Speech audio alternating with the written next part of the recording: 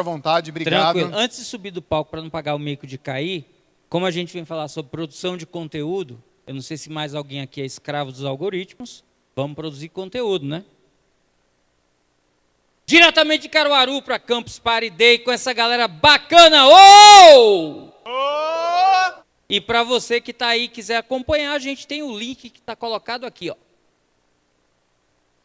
Pronto. Ó, filmando. Obrigadão. Deixa eu só me familiarizar com o pessoal que está aqui. Vocês deram uma olhada sobre o que é que eu vim falar com vocês? A gente está aqui para falar um pouco sobre os desafios de produção de conteúdo audiovisual para web aulas. Alguém aqui já é produtor de conteúdo de web aulas? Levanta a mão para eu me familiarizar com o público. Ninguém? Ok. Alguém aqui do público pensa em produzir conteúdo para a internet através de web aulas? Ninguém. Eles só mais ou menos. Beleza. Então, vamos falar sobre futebol, que talvez atenda mais o público. Vou subir aqui. Eu, infelizmente, recebi uma notícia ruim. Minha perna está meio estragada. Aí eu vou pedir alguém para me ajudar aqui, como se fosse acessibilidade. Não, é isso. Opa, agora me emocionei, quase que eu volto. Segura bem. Obrigado. Fica a dica para o ano que vem, acessibilidade para o pessoal perceber.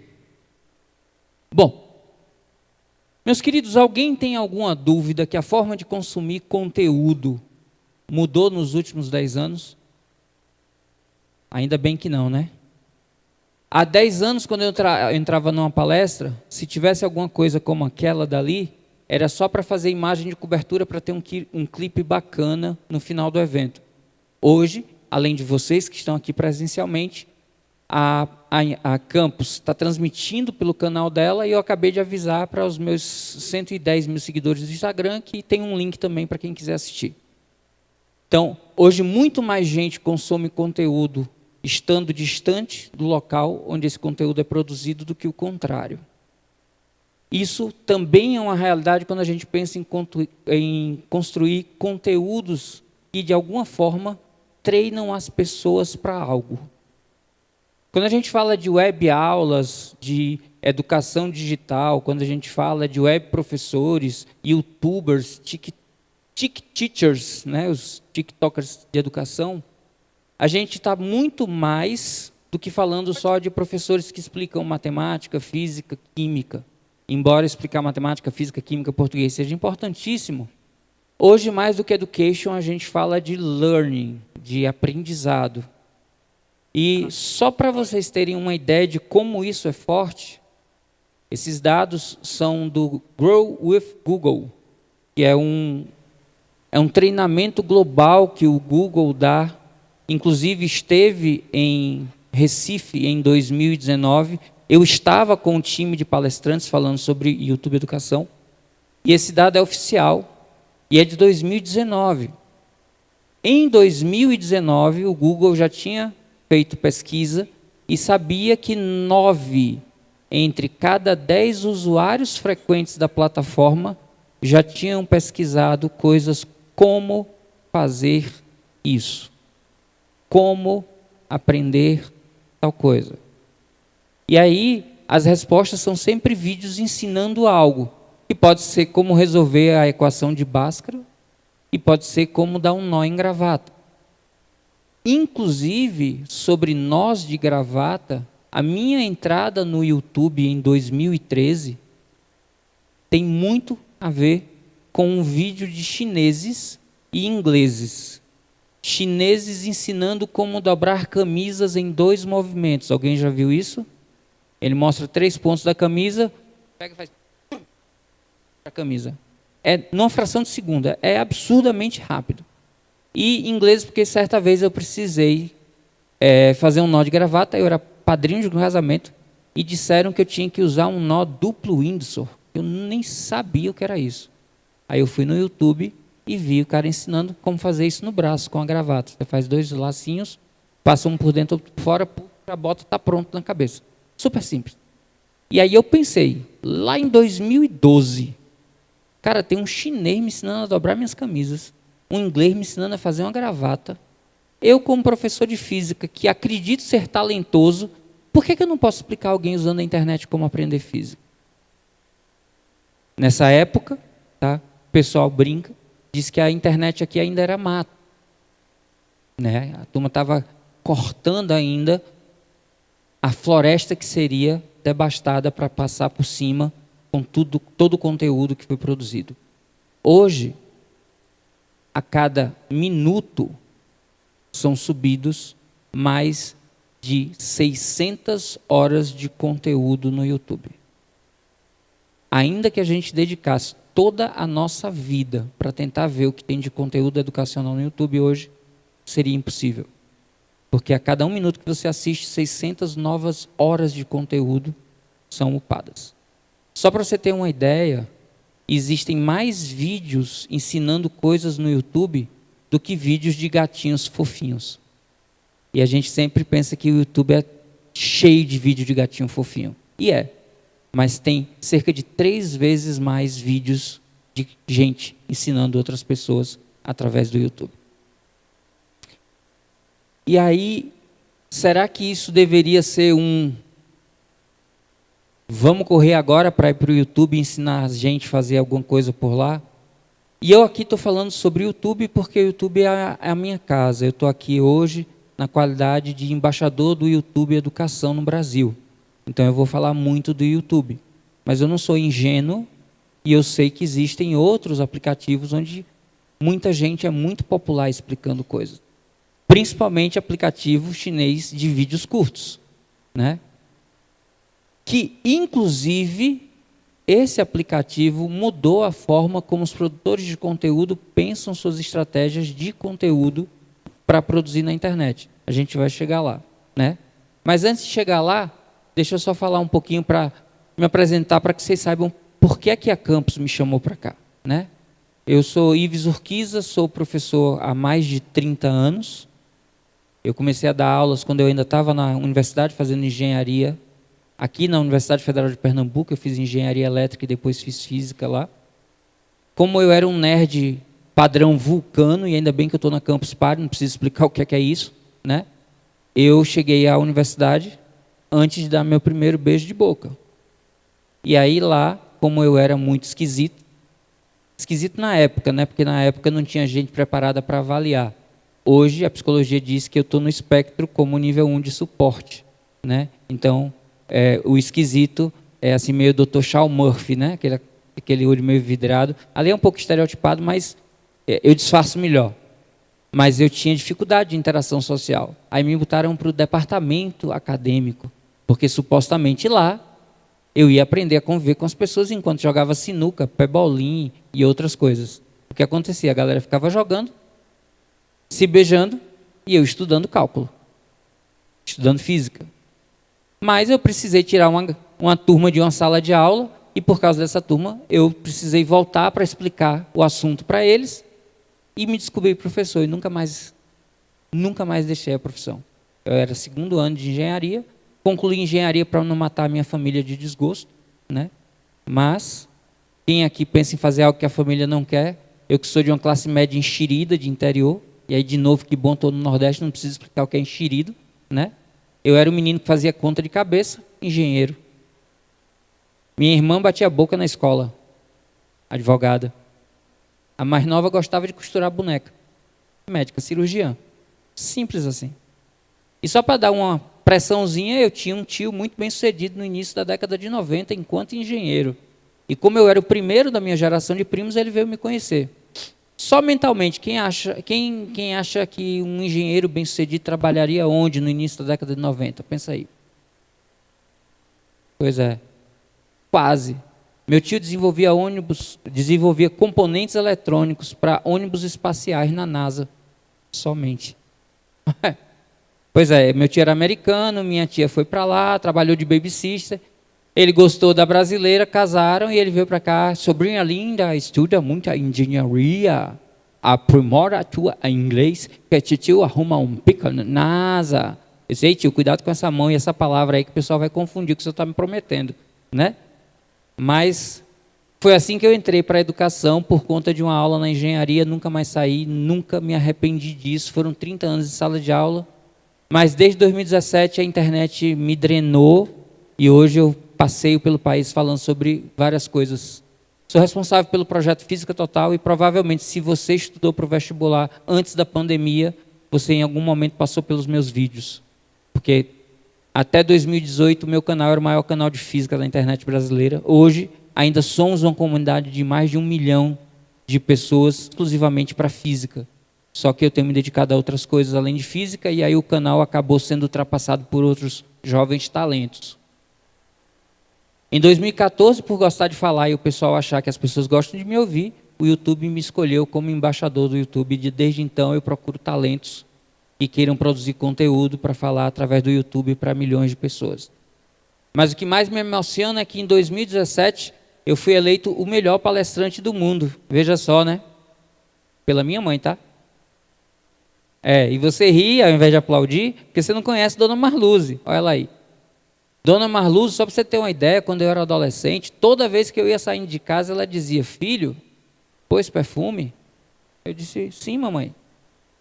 No outro dia, saindo de casa, filho, pôs perfume? E eu disse, sim, mamãe. Até que um dia, depois de tanto botou perfume, eu perguntei, mãe, por que toda vez que eu saio de casa, a senhora pergunta se eu pus perfume?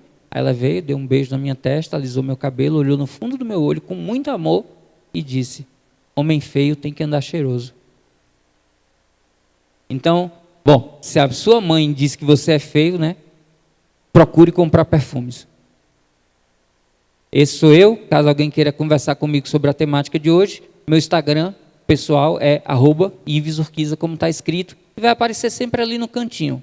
Se alguém ainda tem interesse em física, meu maior perfil se chama Física Total. Lá é voltado para preparar quem está com o objetivo de conquistar uma vaga na universidade. Produção de conteúdo, ela tem um desafio semelhante com o desafio de quem é professor no dia a dia. Alguém aqui é professor? Tem gente com cara de professor. Tu mesmo tem cara de professor. Né? Não é não, né? É só nerd mesmo, né? Tá. Mais alguém? Opa! Beleza, irmão? Tamo junto. Professores de quê?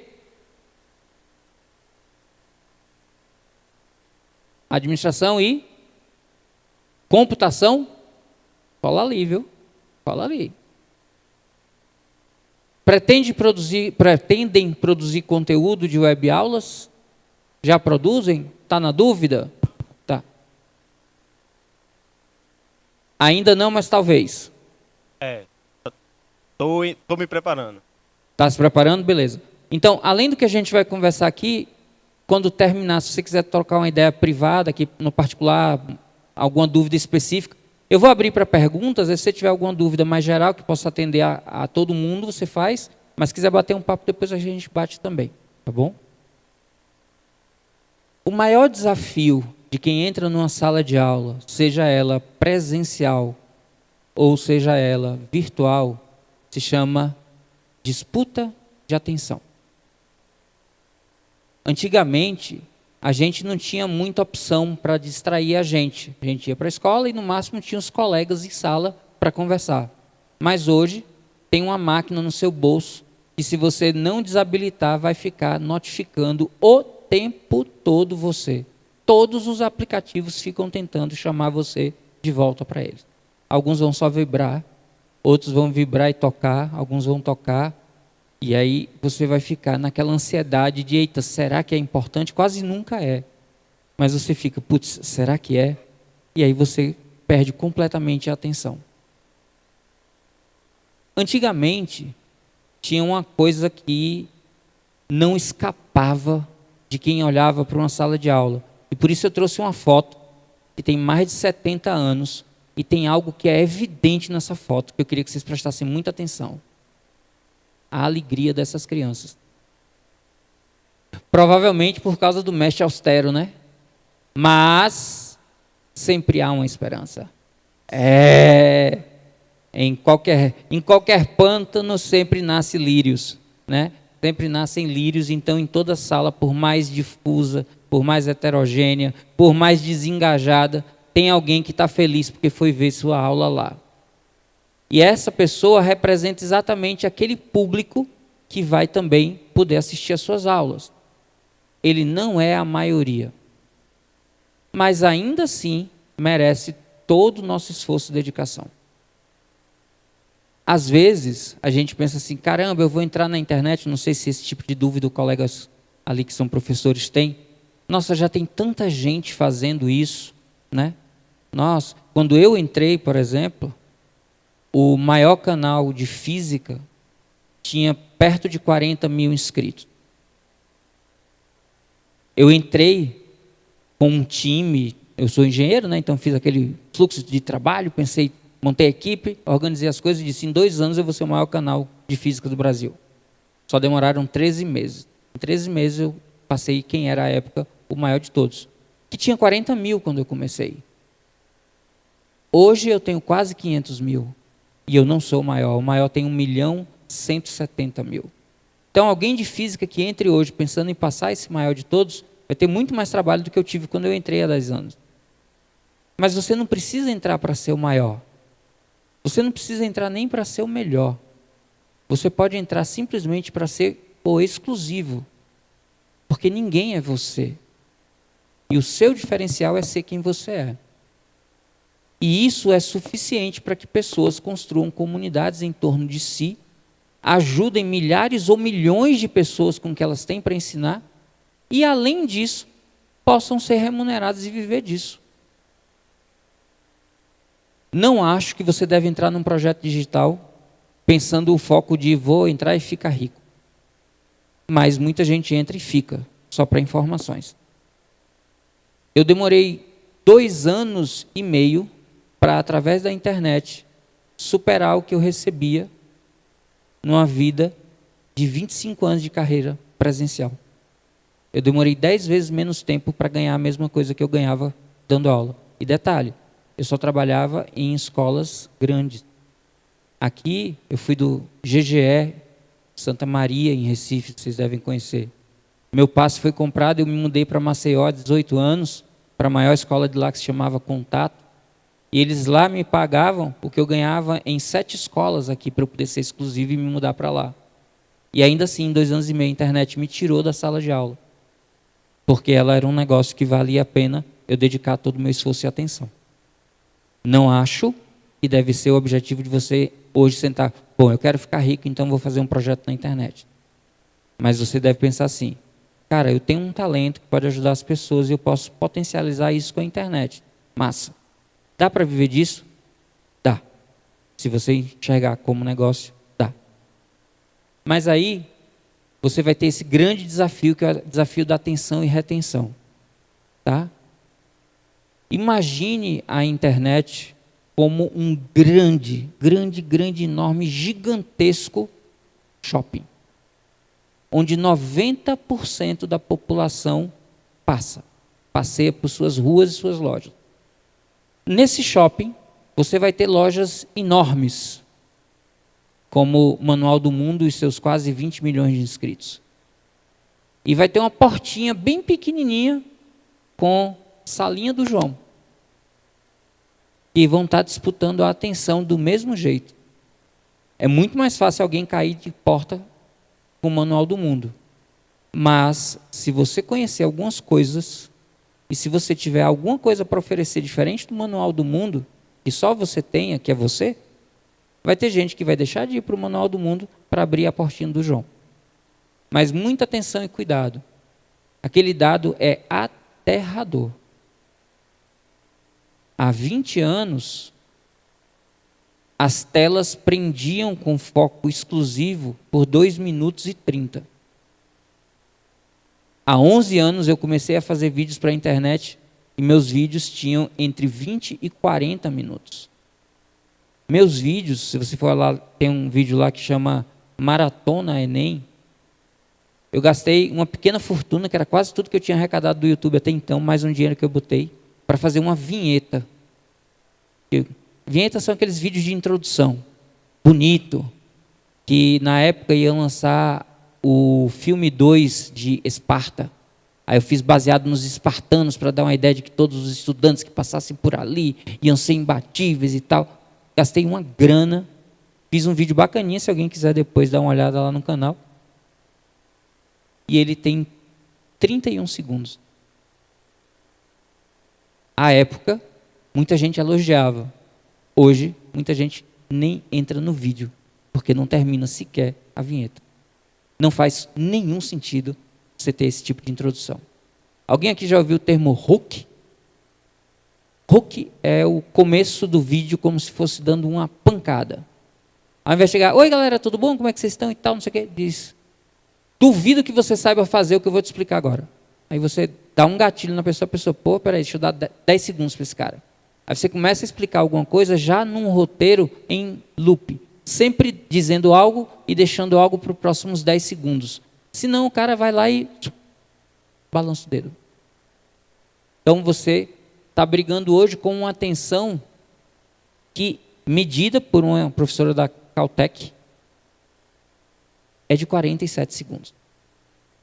Como é que você explica algo relevante em 47 segundos? Usando a técnica de oratória das tirinhas. Alguém já viu aquelas tirinhas que viam em jornal, que tem 3 cenas? A ideia de 3 cenas, ela vem desde o teatro grego, os 3 atos. Então você, quando for construir daqui para frente alguma comunicação pela internet, pense em 3 atos, né? E aí, o que é que a gente vai fazer? Os gurus dizem muitas coisas. Eu digo uma só. Não existe uma fórmula mágica. Não existe fórmula mágica para uma boa comunicação. Eu posso dizer várias coisas que normalmente não funcionam, e aí de repente você vai ver alguém que fez essas coisas erradas e deu certo. Mas em geral, a comunicação precisa ser reta e assertiva. Em geral, a decisão sobre continuar ou não no seu vídeo demora menos de 3 segundos. Então você tem menos de 3 segundos para dar uma boa razão para alguém continuar no seu vídeo. Eu não sei se vocês já viram os vídeos unskippable, aquele que você não pode pular a propaganda no YouTube. O YouTube, quando ele foi introduzir isso em 2019, ele começou a testar durações. Será que dá para botar um unskippable de 1 minuto? Eita, 1 minuto é muito, não deu. E foi testando. 50, 45, milhões de tentativas. Sabe quanto é a duração de um unskippable hoje? 6 segundos. Porque se tiver mais de 6 segundos, na média, o YouTube detectou que a audiência prefere pular o vídeo e ir para outro vídeo do que ficar 6 segundos na frente da tela. Alguém aqui assiste série na Netflix?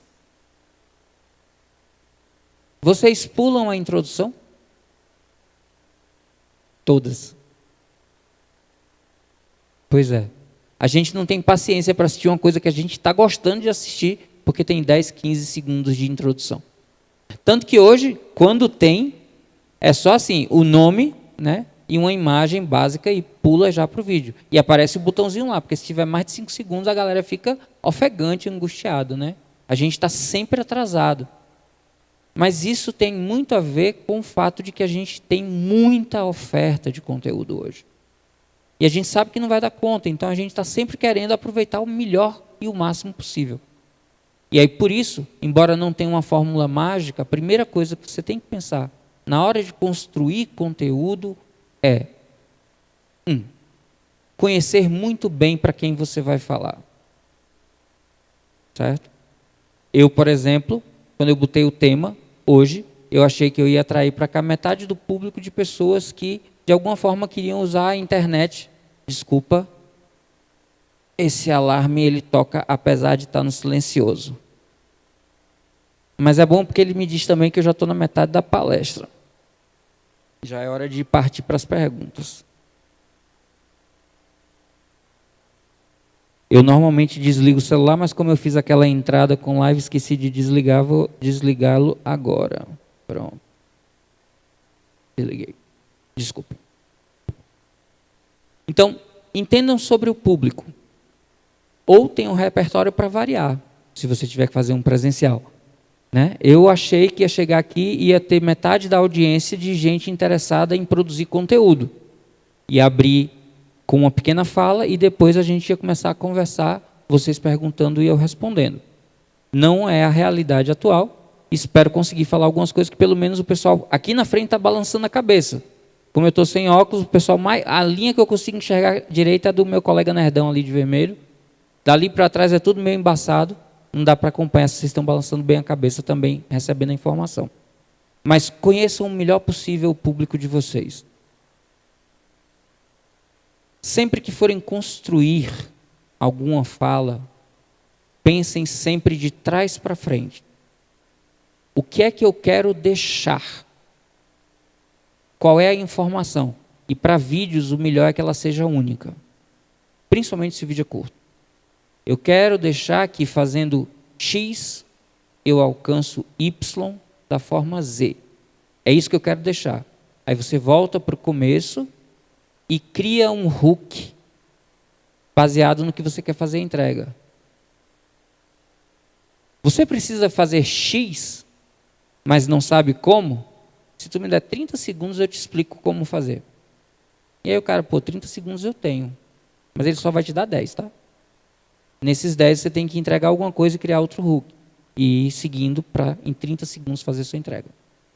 Mas pensa de trás para frente, traz a informação final que você quer deixar para uma pancada no início e constrói, e aí, por favor, muito cuidado com isso.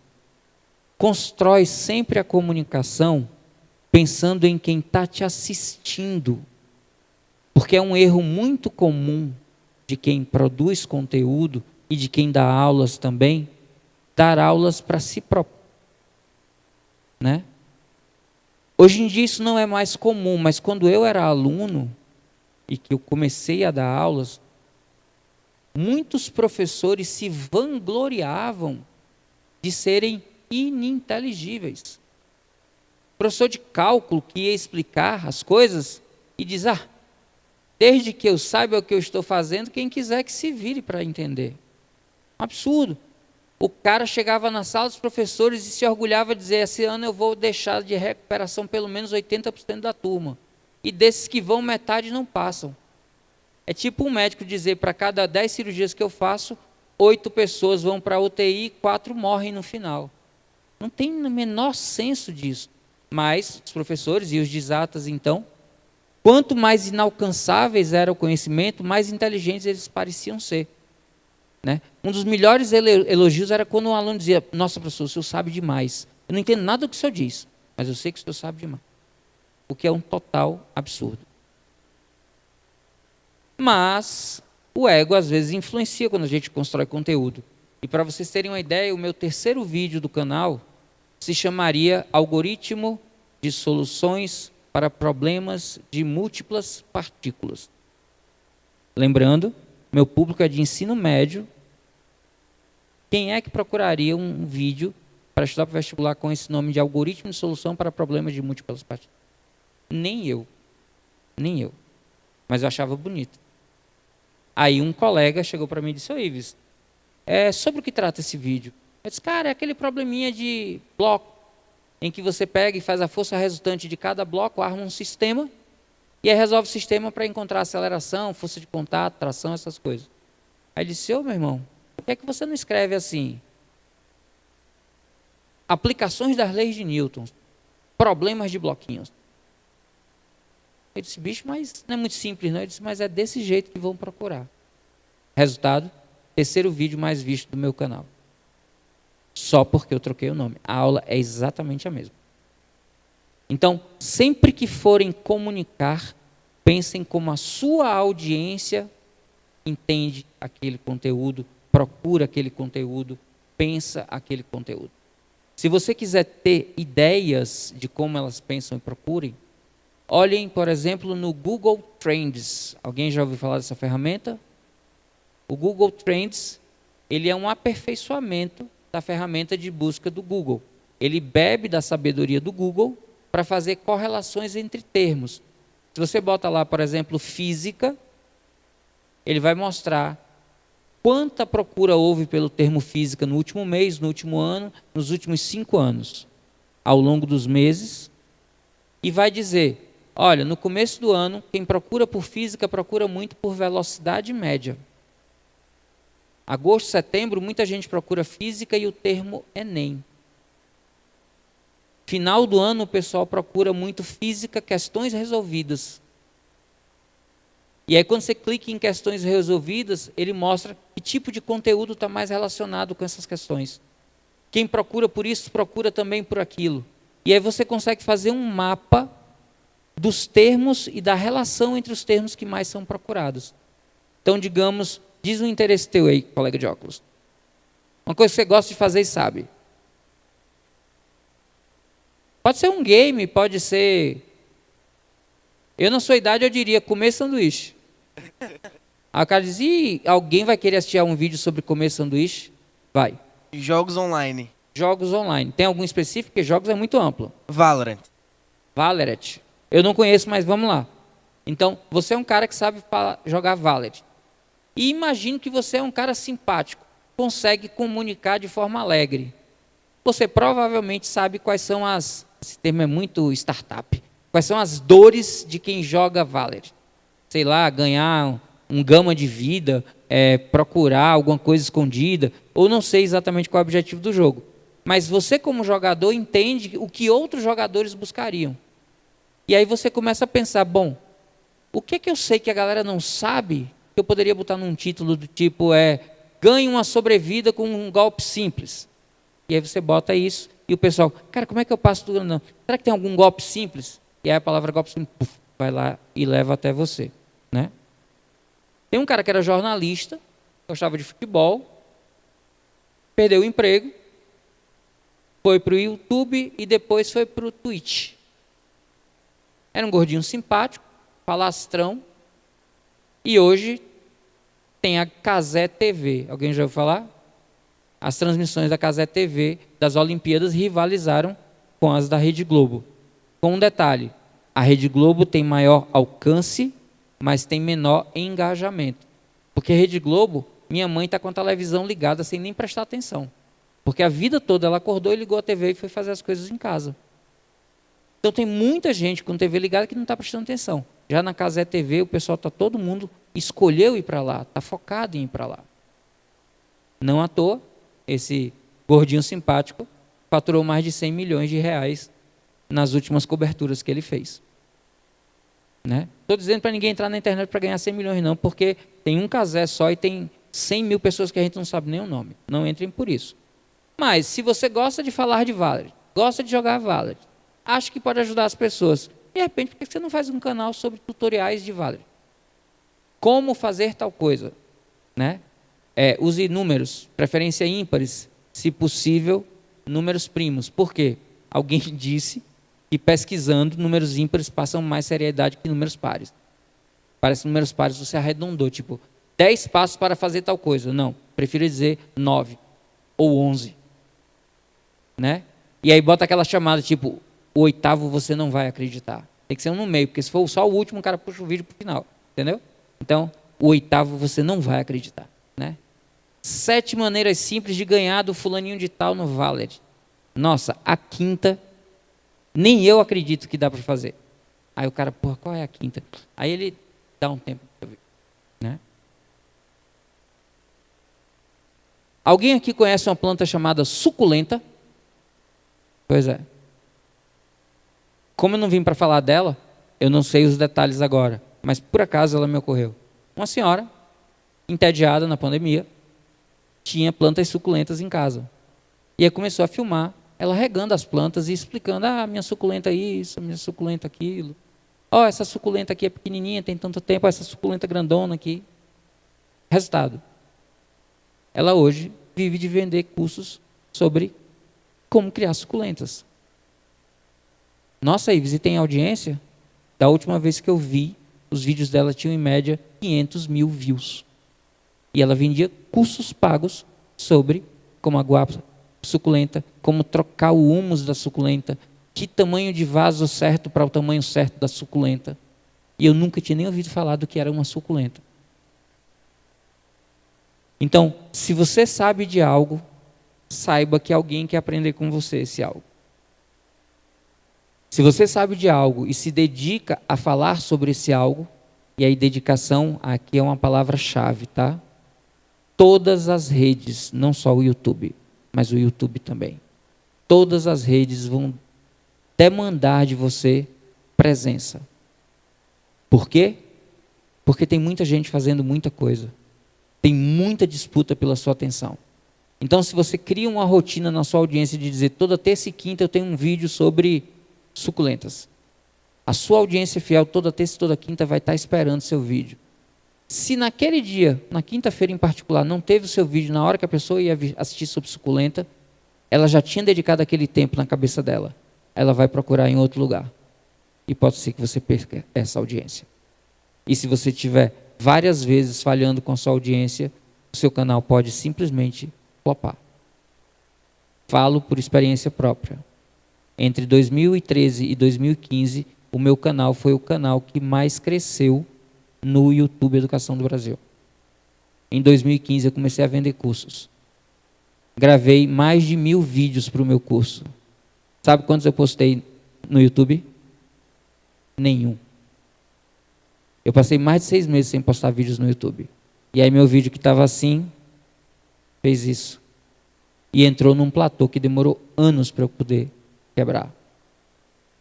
Então, quando você entrar para fazer qualquer produção de conteúdo, uma coisa que pode funcionar bem é você produzir uma quantidade maior do que aquela que você distribui. Se você consegue fazer 2 vídeos por semana, comece publicando só um. E tem alguns vídeos de gaveta para na semana que você tiver um problema de garganta, uma dificuldade de horário, tiver que viajar ou simplesmente estiver cansado e não conseguir produzir, você tem algum guardado para poder mostrar para o algoritmo que toda semana você está ali. Na hora que você conseguir produzir 3, comece a divulgar 2. E na hora que você tiver 3, 4, 5 meses de gaveta produzido, aí você passa a publicar com a máxima regularidade que você puder. Mas para você ter vídeos relevantes guardados por tanto tempo, é preciso você entender os 3 Hs da produção de conteúdo. O primeiro H é o H Help, ajude.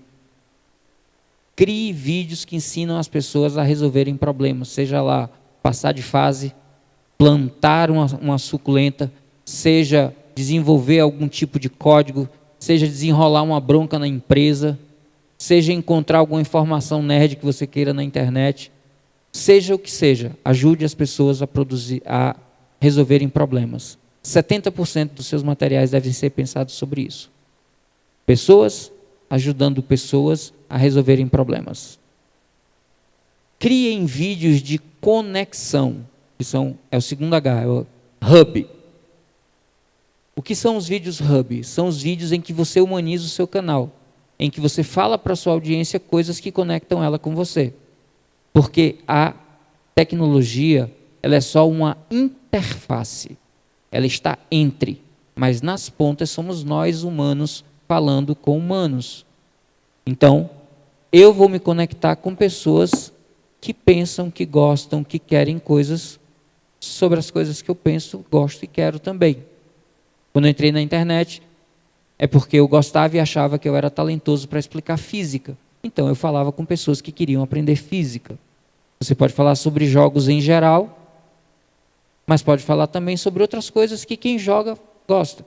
De repente, você pode fazer uns 50 coisas sobre mim e as pessoas descobrirem que você gosta de tomar Coca-Cola comendo biscoito de chocolate. Não sei nem se você gosta disso, né? Mas eu acho uma bomba de açúcar, basta um dos dois para você ficar dodói. Eu, por exemplo, sou diabético, qualquer dos dois me ajuda a chegar mais perto da morte. Mas você pode ter algo curioso de você que faz as pessoas quererem lhe conhecer mais, né? Ou então, o colega ali que é 40 a mais pode falar alguma coisa sobre como era ser nerd na década de 80. Já tem mais de 40? 40 cravado? Tá, é porque a barba envelhece um pouco. Mas quer falar sobre a experiência de ser nerd na década de 80? Não. Fale aí. Diga alguma coisa que você disse, pô, nossa, eu me lembro bem, quando eu era garoto, zoavam comigo por causa disso. Então, acho que na década de 90, né? 90, né? Então, não tinha essa tecnologia, e principalmente quem é do interior aqui do Pernambuco, do Nordeste em si, a gente tinha essa carência, né? A informação vinha através das bancas de revista. Não tinha internet, acesso à internet. Comprou aquelas revistinhas que vinham com CD-ROM? Gibi. Gibi pra historinha. Gibi, coleção. Colecionar gibi, do Batman, do Homem-Aranha, essas coisas. Então, era diferente da informação que chega hoje. Que você falou no bolso. Mini computador no bolso hoje. Você tem filhos? Sim. Eu não sei se você percebe neles, mas hoje é tudo tão disponível que é entediante. Sim. A gente esperava um mês para ver a próxima revista com o final da história que a gente começou a ler. Hoje, ele clica e baixa toda a discografia do fulano de tal, toda a bibliografia e se entedia, né? Então era isso, o prazer de ir numa locadora, colocar uma fita para colocar no videocassete, esperar um filme. A gente não tinha acesso a cinema. Pelo menos eu que sou do interior, sou do Belo Jardim. Então, E às vezes você tinha que pedir para um amigo da capital mandar para você, né? Às vezes quem era da Justamente. capital tinha que pedir para alguém do sudeste trazer, né? tinha aquele valor de tinha aquela questão de você valorizar mais pequenas coisas que hoje as crianças deixam de lado. É isso. Tem que fazer alguma coisa para ser desafiador para elas. Ele é década de 90, né? 40. Eu sou 50 a mais já. Então eu sou década de 80, eu sou ainda mais um tempinho. E só para vocês terem uma ideia, hoje quando você fala que é nerd, o pessoal olha para você e diz: "Uau, tá feito na vida", né? Principalmente porque os nerds de tecnologia ficaram bilionários e todo mundo associa dinheiro com sucesso, quer ter o sucesso que os bilionários tiveram. Na minha época, jogavam comida da gente na hora do intervalo. Eu estudei em Fortaleza, numa escola chamada Ildete Sá Cavalcante, que é da rede que hoje se chama Farias Brito. E aí, em 1988, eles pegaram os 120 melhores alunos de toda a rede, fizeram uma prova, separaram os 30 melhores desses 120, abriram uma turma à parte, chamada M30, de melhores 30. E eu estava lá. E a nossa farda era espelhada, que era para a gente ser um alvo mais simples, entendeu? Eles tinham uma camisa branca com traços azuis, a gente tinha uma camisa azul com detalhes em branco. Ou seja, era muito mais fácil saber onde estava o nerd para a gente jogar coisa nele. A gente tinha que andar em grupo com medo de apanhar na escola. A escola tinha 2 andares, o pessoal ia para o segundo andar com um copo de refrigerante, quando a gente passava, eles jogavam na gente. Literalmente. E não se falava em bullying na época, essa palavra não existia. Chamavam inclusive a gente de CDF, que era o pequeno orifício de ferro, né? Então, a única época que a gente tinha algum prestígio era quando era época de prova, quando a gente estava espalhado nas salas. Mas quando juntaram todos os nerds numa sala só, aí deixou de ajudar os amigos que não estudavam. Aí esses amigos começaram a fazer bullying com a gente também. Hoje, a turma canta: o nerd de hoje é o cara lindo de amanhã, o nerd de hoje é o cara rico de amanhã. Garota, escolha já seu nerd. Já viram isso? Bota depois no YouTube: garota, escolha já seu nerd, uma música feita por uma banda de Brasília, né? Coisas se multiplicaram como respeite o seu amigo nerd porque ele provavelmente vai lhe dar um emprego no futuro, tá? Então, a época das startups, principalmente as de tecnologia, deu um status novo para os nerds. Mas a gente pode falar, inclusive, sobre isso. Porque tem um monte de quarentões, cinquentões como a gente que vai se lembrar desse período, né? O Ei Nerd, né? Ele fala muito sobre essa coisa dos nerds da década de 80, trazendo para cá. Porque hoje, quando fala de nerd, pensa logo em o cara que assiste anime, o cara que lê revista e se fantasia de otaku. Na minha época, era o cara que aprendia a fazer cálculo de cabeça, falava 5, 10 idiomas, jogava RPG, criava umas aventuras malucas, né? Então, estava associado com outras coisas. Mas tanto elas quanto as de hoje, você pode produzir conteúdo. E o conteúdo, de novo, tem que ser pensado sempre em primeiro lugar para a sua audiência.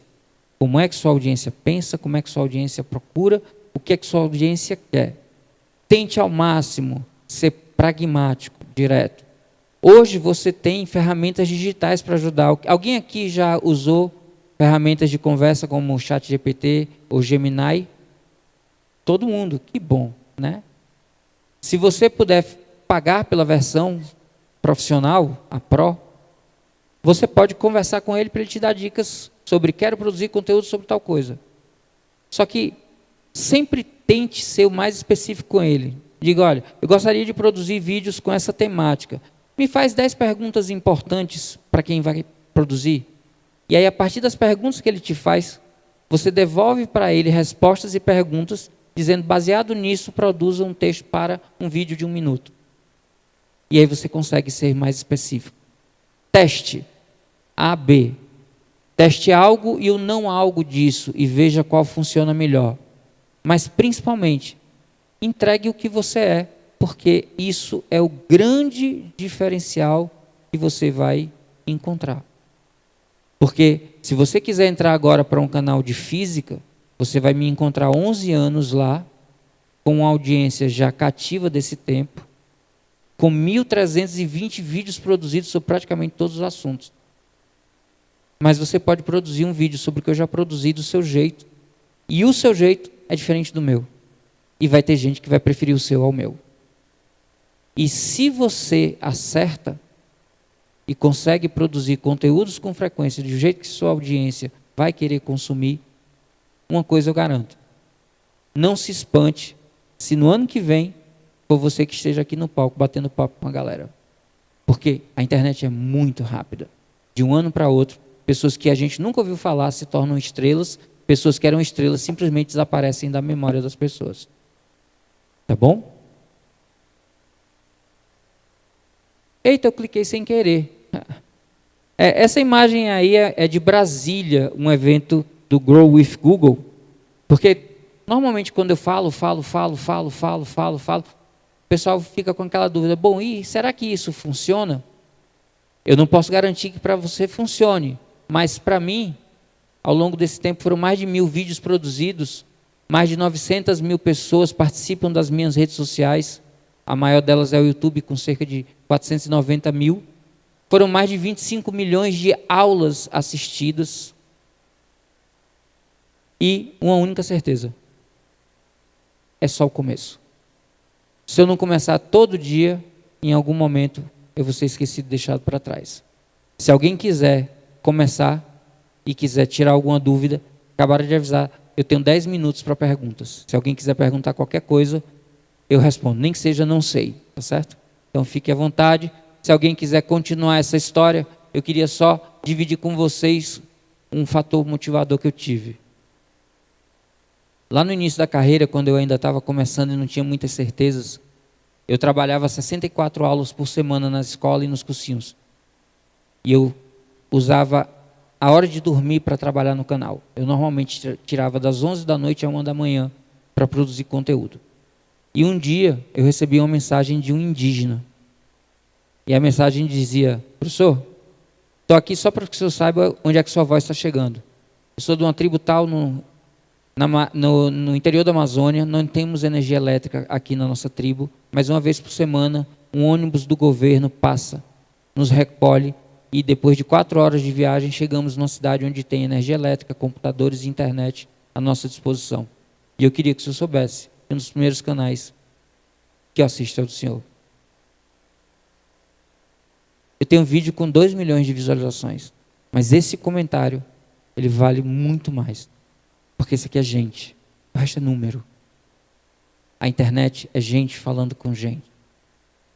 Esse índio, e não é esse da figura, porque eu não tenho imagem dele, esse indígena, ele é tão representativo para o meu time, que quando a gente estava cansado e pensava em não gravar ou desistir, eu estava desanimado, um olhava para o outro e dizia, lembra do vídeo do índio. Tem um índio que vai viajar 4 horas, vai ligar o computador e quer ver o vídeo da gente. E em 11 anos de canal, nunca faltou o vídeo do índio, até hoje. Então, uma última dica para vocês, encontrem seu índio. Esse índio pode ser um índio de verdade ou pode ser a pessoa que está do outro lado do espelho, quando você olha para ele.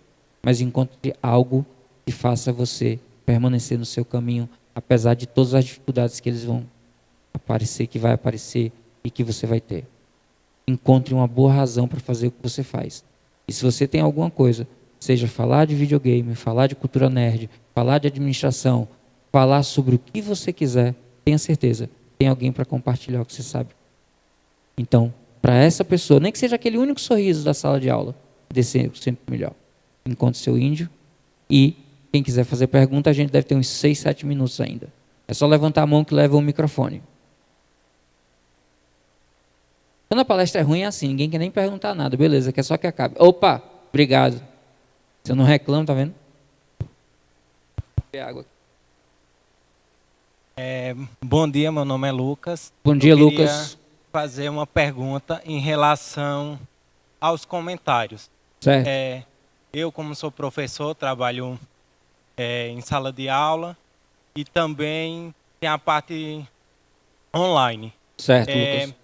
Não é comum um aluno criticar ou fazer comentários ruins na presença do professor. Certo. Visto que na internet Ele está protegido, né? na internet você está vendo aqueles comentários, aquelas críticas, como se sobressair em relação a essas críticas. Excelente pergunta, Lucas. Lucas, você é professor de quê? Química. Química. Lucas, faz o merchan. Qual é o teu canal? Eu não tenho canal, mas futuramente eu tenho esse propósito de ter um canal e ajudar as pessoas. Show de bola. Ninguém tem uma folha de papel em branco aí, não tem? Tem não, né? Vou fazer aqui com a tela do celular. Eu nunca fiz com a tela. Pode ser que seja pequeno. Uma folha de papel? Ah, que ótimo. Lucas, eu vou te responder, mas eu queria fazer primeiro uma pergunta para todo mundo com a folha de papel. E, amor, nas suas coisas tem caneta? Você pega para mim, porque aí eu vou precisar para a folha. Lucas, quando eu comecei o projeto na internet, eu juntei um time porque eu tinha um recurso que seria utilizado para o meu aniversário de 40 anos. E aí eu acabei transformando o canal no meu presente de 40 anos. Então, como eu tinha recurso, eu consegui formar um time. Só que a vida, ela é... Oh, querido, obrigado. Ela é interessante e às vezes traiçoeira. Só um minuto.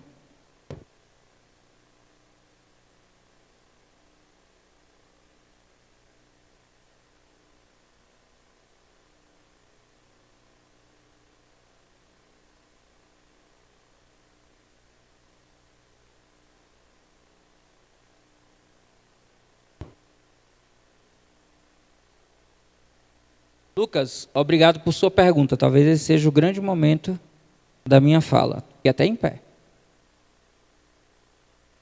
Vocês conseguem ver o que é que está aqui na minha mão? Consegue ver, Lucas, aí? Vocês podem dizer o que é que vocês estão vendo aí? Lucas, o que é que você está vendo aqui na minha mão? Uma bola? Um ponto, uma bola. Um ponto, uma bola. Muito obrigado. Vocês conseguem olhar e concordar com o Lucas? Sim? Por que é que ninguém percebe todo o resto ao redor do ponto? Que deve ter pelo menos umas 20 vezes mais área. Eu perguntei o que é que estava na minha mão, não o que estava no papel. O que está na minha mão é uma folha de papel em branco com um ponto azul no meio. A grande maioria das pessoas se concentra só no ponto, quando a maior parte das experiências é o próprio papel. Eu recebo entre 6 a 10 mil comentários por mês no meu canal. Muito provavelmente, uns 50 a 100 são dizendo: odiei o vídeo, não entendi nada, que professor feio. Eu tive um AVC antes de começar a gravar meus primeiros vídeos. Se você for nos vídeos mais antigos do canal, lá de 2013, eu estou com metade do meu rosto paralisado. Esse meu olho está quase um dedo abaixo do outro. Mas eu tinha uma meta. E mesmo contrariando a indicação do médico, me recuperando de um AVC, eu gravei os 80 primeiros vídeos do canal.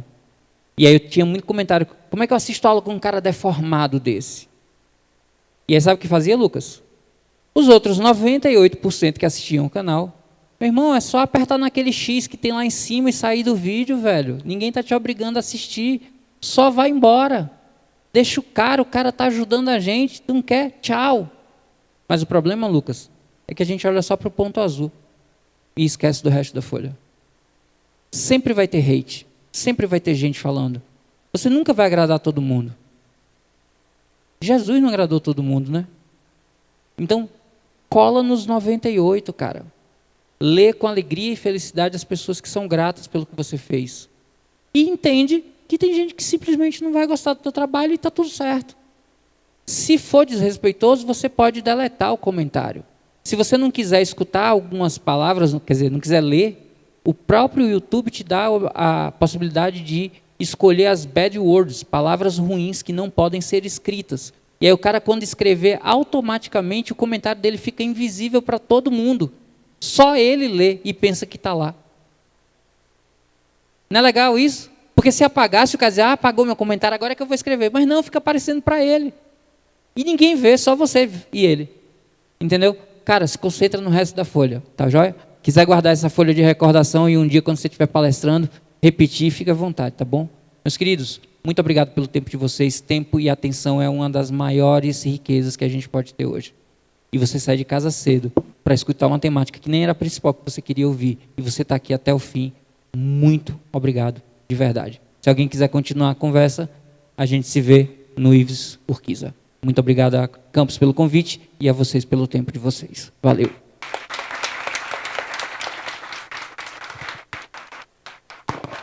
O olhinho tá lá.